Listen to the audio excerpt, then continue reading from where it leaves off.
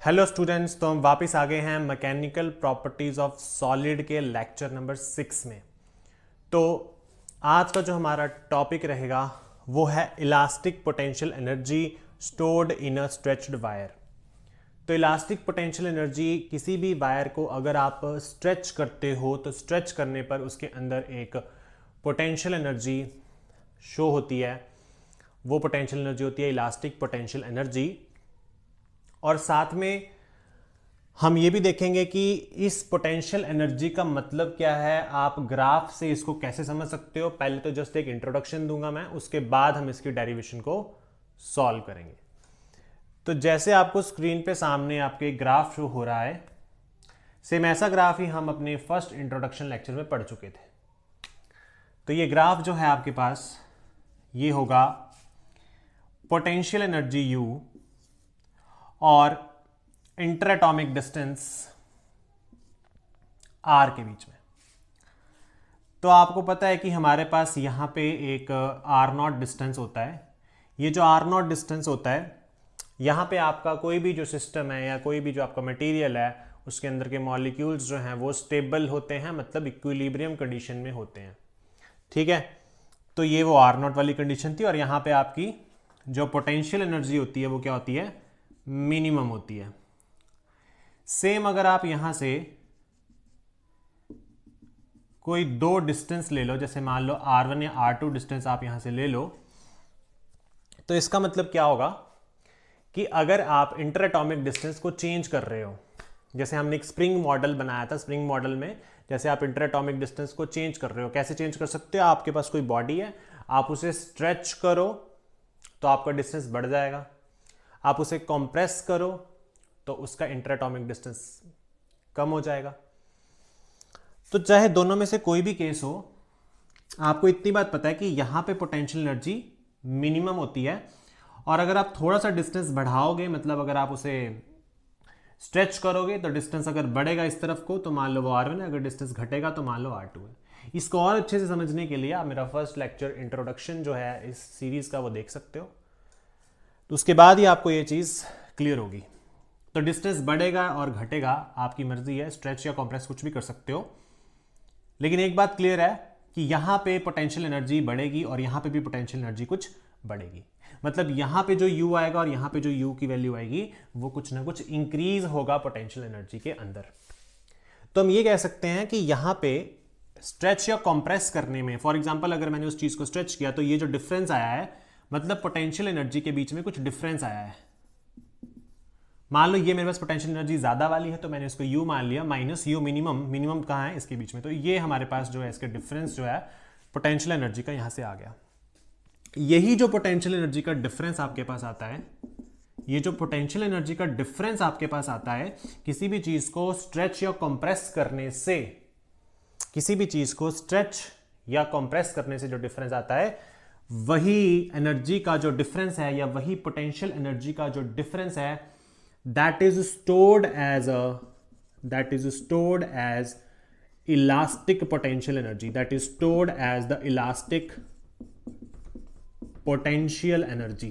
वही elastic potential energy की form में स्टोर हो जाता है, वही इलास्टिक पोटेंशियल एनर्जी की फॉर्म में स्टोर हो जाता है। फॉर एग्जांपल अगर मैंने किसी वायर को खींचा तो खींचने से उसकी जो पहले स्टेबल कंडीशन थी, इक्विलिब्रियम वाली जो कंडीशन थी, वहां पर मिनिमम पोटेंशियल एनर्जी थी। फिर जैसे ही मैंने उसको खींचा तो उसकी पोटेंशियल एनर्जी बढ़ गई। अब उन दोनों के बीच का जो डिस्टेंस है, जो उन दोनों के बीच का जो गैप आपको मिला है, that difference of energy is stored as an elastic potential energy. वो पोटेंशियल एनर्जी की फॉर्म में स्टोर हो गया। और ठीक है, तो ये बात आपको क्लियर है, difference is stored as elastic potential energy. और यही इलास्टिक पोटेंशियल एनर्जी बाद में कन्वर्ट हो जाती है किसमें, साउंड एनर्जी में या लाइट एनर्जी में या और भी डिफरेंट टाइप्स ऑफ एनर्जीज में, ये हीट एनर्जी में, इस तरीके से ये क्या हो जाती है, स्टोर हो जाती है। वो डिपेंड करता है कि हम किस चीज में उसको यूज कर रहे हैं। फॉर एग्जांपल अगर आपके पास एक गिटार है तो गिटार में एक स्ट्रिंग लगी होती है, अगर उसे खींचते हो तो आप उसे स्ट्रेच या कंप्रेस अगर करोगे तो वो साउंड प्रोड्यूस करता है ना। तो इस तरीके से आप एग्जाम्पल समझ सकते हो कि ये जो इलास्टिक पोटेंशियल एनर्जी है वो साउंड एनर्जी में कन्वर्ट हो गई है। तो ये था आपके पास कुछ बेसिक इंफॉर्मेशन कि डिफरेंस एनर्जी का ही यूज होगा and it is stored as an elastic potential energy. I hope आपको ये बात जो है इंट्रोडक्शन क्लियर है। बट ये सिर्फ आपकी नॉलेज के लिए है, आपने इसको इस डेरिवेशन के अंडर कुछ इसमें लिखने की जरूरत नहीं है। अब आगे बढ़ते हैं और अपनी डेरिवेशन को स्टार्ट करते हैं।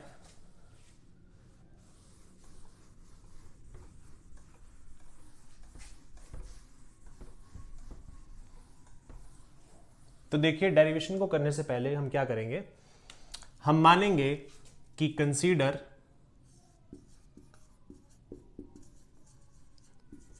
ए वायर ऑफ लेंथ L। हमने एक वायर ली जिसकी लेंथ क्या है, कैपिटल L है। Let F be the deforming force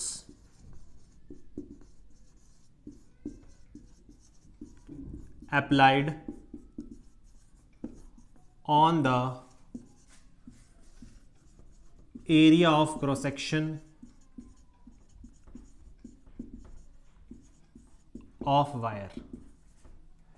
ठीक है, area of cross section of the wire। now let the extension produced in the wire is L।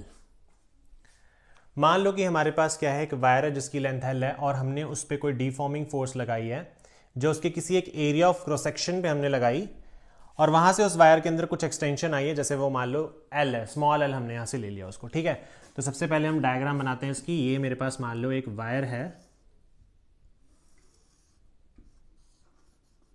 इस तरीके से। तो इस वायर के किसी एक एरिया ऑफ क्रॉस सेक्शन पे हमने नीचे की तरफ एक डीफॉर्मिंग फोर्स लगाई। तो डीफॉर्मिंग फोर्स जब हम पहले लगाएंगे इसमें, तो मान लो कि इसे नेक्स्ट केस में यहां बना रहा हूं, मान लो कि डीफॉर्मिंग फोर्स लगाने के बाद क्या हुआ कि इस वायर के अंदर थोड़ी सी एक्सटेंशन आ गई। जैसे मान लो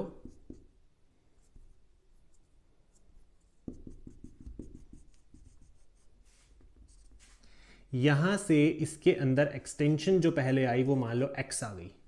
पहले जो एक्सटेंशन आ गई मान लो वो कितनी आ गई, इसके अंदर x आ गई। अगर मैं दोबारा से इस पे फिर से अगर इस पे हम थोड़ी सी और फोर्स लगाएं,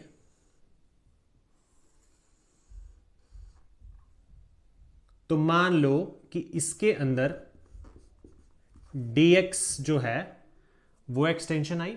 dx मतलब जब हम एक स्मॉल यहां पे वर्क डन करेंगे तो उस केस में dx एक्सटेंशन इसमें हो जाएगी। स्मॉल फोर्स लगाने के लिए, स्मॉल वर्क डन के लिए dx एक्सटेंशन हो जाएगी। और उसके बाद जो टोटल एक्सटेंशन यहां से यहां तक होगी, मतलब इस पॉइंट से लेकर इस पॉइंट तक जो टोटल एक्सटेंशन होगी वो मान लो आपके पास क्या हो जाएगी, L हो जाएगी। तो इसको हम यहां पे लिख लेते हैं कि भाई ये टोटल एक्सटेंशन कितनी होगी मेरी, ये मेरी L एक्सटेंशन होगी। क्लियर है बात? ठीक है, तो ये मैंने यहाँ पे 3 वायर्स बनाई हैं और फर्स्ट फोर्स यहाँ लगाई यहाँ पे एरिया ऑफ क्रॉस सेक्शन पे, तो मान लो उसके अंदर कुछ एक्सटेंशन x हुई है। फिर उसके बाद मैंने थोड़ी सी और फोर्स लगाई और फिर मैंने dx एक्सटेंशन यहाँ पे होगी, ये आपके पास dx एक्सटेंशन होगी यहाँ पे ये। और मान लो जो टोटल एक्सटेंशन यहाँ से यहाँ तक हुई है वो टोटल मान लो L लेंथ जो है उसकी नीचे तक वो एक्सटेंड हो गया, वायर जो है वो L लेंथ तक नीचे खींच गई। ठीक है, आई होप आपको ये बात समझ आ गई हो। तो आप इसको एक बार इसका स्क्रीनशॉट ले लें थ्योरी का।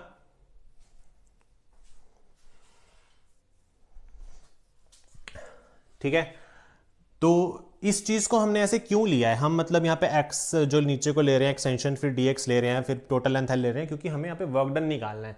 और आपको पता है वायर के केस में अगर वर्क डन निकालना है तो हमें सारे छोटे छोटे एलिमेंट्स को लेके चलना पड़ता है, इसीलिए यहाँ पे हम स्मॉल एक्सटेंशन dx को भी इंक्लूड कर रहे हैं। ठीक है, बाकी आपको ये आगे धीरे धीरे समझ आ जाएगा। तो सबसे पहले हम इसमें क्या निकालते हैं। अब मुझे पता है कि ये मेरा जो केस है ये मेरा वायर का केस है और इसमें जो फोर्स लगा रहे हैं वो फोर्स आपके नॉर्मल लग रही है, एरिया ऑफ क्रॉस सेक्शन के नॉर्मल लग रही है, मतलब परपेंडिकुलर लग रही है।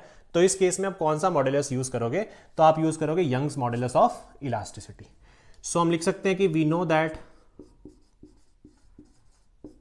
That Young's modulus of elasticity, Young's modulus of elasticity. तो Young's modulus of elasticity y बराबर किसके होता है? y किसके बराबर होता है? जो आप स्ट्रेस लगा रहे हो, स्ट्रेस कैसा है इसमें? लॉन्गिट्यूडनल स्ट्रेस कह सकते हो, ठीक है, या फिर आप टेंसाइल स्ट्रेस भी कह सकते हो, क्योंकि लॉन्गिट्यूडनल का ही आगे टाइप है टेंसाइल स्ट्रेस, ठीक है। तो आप, मैंने लिख दिया पे लॉन्गिट्यूडनल स्ट्रेस अपॉन स्ट्रेन कैसा आया है? तो टेंसाइल स्ट्रेन भी लिख सकते हो, लॉन्गिट्यूडनल स्ट्रेन भी लिख सकते हो। तो मान लो मैंने नीचे लिख दिया टेंसाइल स्ट्रेन। क्लियर है बात? लॉन्गिट्यूडनल स्ट्रेस और स्ट्रेन कैसा आया? टेंसाइल स्ट्रेन आया। तो सबसे पहले y is equal to, stress को कैसे लिखते हैं? Force upon area F upon A divided by tensile strain कितना होगा? अब देखो, जब आपने पहले फोर्स लगाई इस एरिया ऑफ क्रॉस सेक्शन पे, इस एरिया ऑफ क्रॉस सेक्शन पे फोर्स लगाई, तो आपके पास x जो है एक्सटेंशन हुई है, तो हम लिख सकते हैं कि आपके पास टोटल, अच्छा इसकी शुरू में कितनी लेंथ थी? इसकी L लेंथ थी, हमने लिखा नहीं यहाँ पे, है ना, क्योंकि वायर कितनी लेंथ की है? L लेंथ की है। तो स्ट्रेन क्या होता है? Change in length upon original length. तो पहले चेंज इन लेंथ कितनी हुई? x divided by original length कितनी है? L। तो पहले ये चीज आपको देखने को मिली है कि पहले जब हमने इस पे फोर्स लगाई ये एरिया ऑफ क्रॉस सेक्शन से, तो x एक्सटेंशन हुई है और उसकी ओरिजिनल लेंथ कितनी थी? L। तो change in length divided by original length, तो ये बराबर आ जाएगा आपके पास फोर्स, L चला जाएगा ऊपर और नीचे बचेगा AX, यानी कि FL अपॉन AX। तो y की वैल्यू क्या आ गई? FL upon AX। क्लियर है इतनी बात? ठीक है, आगे बढ़ते हैं इसको। अब आगे देखिए फिर, तो यहां से हमने यंग्स मॉड्यूलस की वैल्यू निकाल ली है, जो कि आपके पास क्या आई? y is equal to FL upon AX।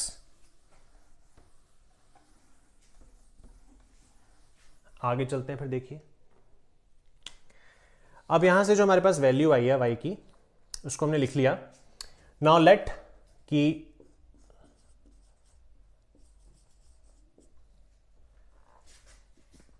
a small force is applied to produce further extension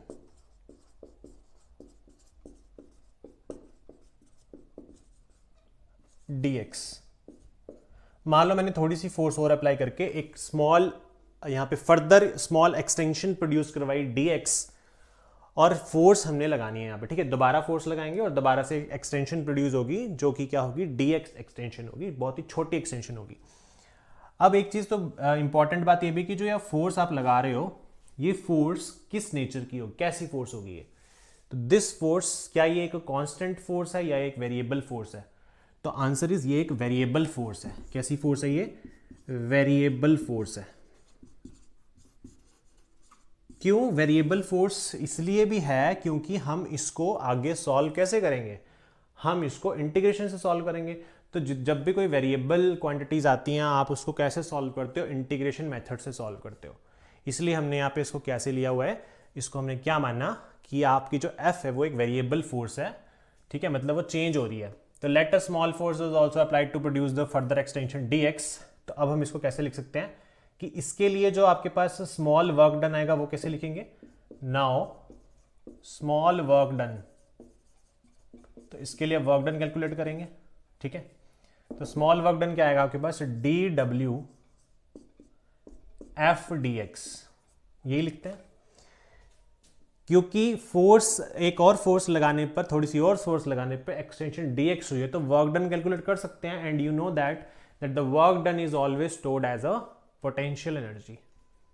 इसीलिए आपने पहले भी ये चीज हम पढ़ चुके हैं, आपने 11th क्लास में पढ़ा होगा कि अगर हमने स्मॉल वर्क डन लिखा है तो मतलब कहीं ना कहीं वेरिएबल फोर्स है, और वहां पे हम इस चीज को इंटीग्रेशन से सॉल्व करते हैं। तो देखो अब ये dw is equal to F dx आ गया। f की वैल्यू कितनी निकाली थी हमने? देखो f की वैल्यू यहां से निकालनी पड़ेगी, क्योंकि f तो है नहीं है, तो यहां तो आपके पास यंग्स मॉडुलस है। तो आप f कैसे निकालोगे? f इज इक्वल टू ये चला जाएगा इधर, तो ये बन जाएगा YAX/L। तो यहां से फोर्स आ गया आपके पास, ठीक है। AX चला गया इधर, तो YAX/L हो जाएगा। तो इसकी वैल्यू यहां डालेंगे तो क्या आ जाएगा, DW = F की वैल्यू कितनी है, YAX डिवाइडेड बाय L, और साथ में क्या आ जाएगा, DX, ठीक है। YAX/L divided by DX। Now अब ये तो स्मॉल वर्क डन है। अगर पूरी वायर के अंदर वर्क डन निकालना है, मतलब वायर के हर एक छोटे से छोटे एलिमेंट के लिए वर्क डन निकालना है, तो उसके लिए इसको क्या करना पड़ेगा, इसके लिए इसको हमें इंटीग्रेट करना पड़ेगा। तो नाउ बाय इंटीग्रेटिंग अब हम इसको क्या करेंगे, इंटीग्रेट करेंगे। तो इंटीग्रेट कैसे करेंगे, बाय टेकिंग द लिमिट्स। देखो इस केस में तो इंटीग्रेशन सिंपल हो जाएगी, DW की इंटीग्रेशन, ठीक है। और इस केस में इंटीग्रेशन होगी 0 से लेकर कहां तक, देखो आपने एक्सटेंशन कहां तक की है, ये एरिया ऑफ क्रॉस सेक्शन था इसका, यहां से फोर्स लगाई तो ये एक्सटेंशन होते होते यहां से यहां तक जो टोटल एक्सटेंशन हुई है वो स्मॉल l है। टोटल एक्सटेंशन कितनी हुई एरिया ऑफ क्रॉस सेक्शन से नीचे, देखो यहां पे फोर्स लगाई, फिर x एक्सटेंशन हुई, फिर थोड़ी और फोर्स लगाई, तो फिर dx एक्सटेंशन हुई, और उसके बाद टोटल एक्सटेंशन हो गई यहाँ पे स्मॉल l। तो हम यहाँ लिखेंगे 0 से लेकर l तक, ये आ जाएगा YAX/L dx। अब x dx की इंटीग्रेशन होगी, बाकी सारी टर्म्स कांस्टेंट बाहर आ जाएंगी। DW की इंटीग्रेशन इज W, इसकी इंटीग्रेशन करेंगे तो क्या बचेगा, YA/L integration from x to dx, ये आ जाएगा 0 से लेके l तक। x dx की इंटीग्रेशन क्या होती है, तो आपको पता है W = YA/L x²/2, 0 से लेके l तक। अब 2 आ जाएगा बाहर, तो आपके पास क्या बच जाएगा, W = YA/L, 2 मैं यहां भी लिख सकता हूं, और अंदर बचेगा x² और लिमिट 0 से लेकर l तक। सो W will be equal to YA/2L, upper limit put करेंगे तो क्या आएगा, L² - 0, अपर लिमिट पुट करके माइनस लोअर लिमिट 0 आ गया। So your answer will be W = 1/2 YA/L²/L, ऐसे लिख सकते हैं इसको, ठीक है। तो इस तरीके से हम इसको लिख सकते हैं क्या, बिल्कुल लिख सकते हैं। तो 1/2 YA/L²/L, ये हमारे पास क्या आ गया, वर्क डन आ गया। अब now we know that